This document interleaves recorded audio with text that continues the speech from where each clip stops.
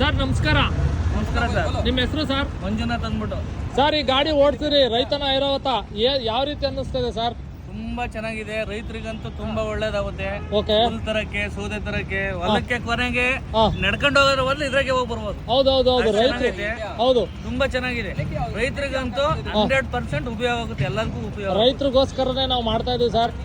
ರೈತರು ಈಗ ಕೂಲರ್ ಬರೋಲ್ಲ, ಆಮೇಲೆ ಮಷಿನರೀಸ್ ಎಲ್ಲ ಕಾಸ್ಟ್ ಜಾಸ್ತಿ ಅಂತಂದು ಹೇಳಿ ಇವಾಗ ಒಂದು ಚಿಕ್ಕ ಆಟೋ ತಗೋಬೇಕಂದ್ರೆ 2-2.5 ಲಕ್ಷ ಬೇಕು. ಸೆಕೆಂಡ್ಸ್ ಚೆನ್ನಾಗಿರೋ ತಗೋಬೇಕಂದ್ರೆ ಆ ಸೆಕೆಂಡ್ ಹ್ಯಾಂಡ್ ಆಟೋನ ನಮ್ಮ ಏನು ಬೈಕ್ ಟ್ರಾಲಿ ಇದೆಯಲ್ಲ ಅದು ಬೀಟ್ ಮಾಡುತ್ತೆ. ನಮ್ಮದನ್ನ ಯಾಂತ ಹೊಲ್ದಕನ ತೊಗೊಂಡೋಗ್ಲಿ ಒಡೆಯನ್ ದಿಮ್ಗಿದ್ದೀನಿ ಅಂದರೆ ಕಿತ್ಕೊಂಡು ಈಚೆಗೆ ಬಂದ್ಬಿಡ್ಬೋದು. ಪಿಕಪ್ ಇರುತ್ತೆ, ಚೆನ್ನಾಗಿರುತ್ತೆ. 300 kg ಕೆಪಾಸಿಟಿ ಕೊಡ್ತೀವಿ. ಆ್ಯಕ್ಚುಲಿ 300 kg ಕೊಡ್ತೀವಿ. ಕಸ್ಟಮರು ಹೆಚ್ಚು ಕಮ್ಮಿ ಹಾಕೊಂಡು ಓಡಾಡಿಸ್ತಾರೆ. ಒಂದೊಂದ್ಸತಿ ಬಿಡಿ, ಚೆನ್ನಾಗಿದೆ. 4-5 ಜನ ಲೇಬರ್ನ ಕುಂಡ್ರಿಸ್ಕೊಂಡು ಆರಾಮಾಗಿ ಹೋಗ್ಬೋದು. ಬೈಕಲ್ಲಿ ಕರ್ಕೊಂಡು ಹೋಗ್ಬೇಕಂದ್ರೆ ಇಬ್ಬರೇ ಕರ್ಕೊಂಡು ಹೋಗಕ್ಕಾಗೋದು. ಹೌದೌದು. 4-5 ಜನ ಆರಾಮಾಗಿ ಕರ್ಕೊಂಡು ಹೋಗ್ಬೋದು. ಟೈರ್ ಎಲ್ಲ ನೋಡಿದ್ರೆ ಹಿಂದಗಡೆ ಡಿಫ್ರೆನ್ಸ್ ಎಲ್ಲ, ಚೈನ್ ಸಿಸ್ಟಮ್ ಒಟ್ಟ ಇಲ್ಲ. ರಿವರ್ಸ್ ಹೋಗೋದಲ್ಲ, ರಿವರ್ಸ್ ಹೋಗೋದು ಉಪಯೋಗ ಆಗುತ್ತಿಲ್ಲ ರೈತರಿಗೆ. ರಿವರ್ಸ್ ಇದೆ, ಯಾಕೆ ಗಾಡಿ ಸಿಗಾಕೊಂಡ್ಬಿಡುತ್ತೆ. ಯಾವಾಗ ರಿವರ್ಸ್ ಇಟ್ಕೊಂಡು ತಗೊಂಡ್ಬರ್ಬೋದು. ಅಕಸ್ಮಾತ್ ಟರ್ನ್ ಆಗಕ್ ಜಾಗ ಇರಲ್ಲ ಹೊಲ್ದಾಗ ಬದಿದ್ಮೇಲೆ ಅಲ್ಟ್ ರಿವರ್ಸ್ ಹೊಡೆದು ತಗೊಂಡ್ಬರ್ಬೋದು.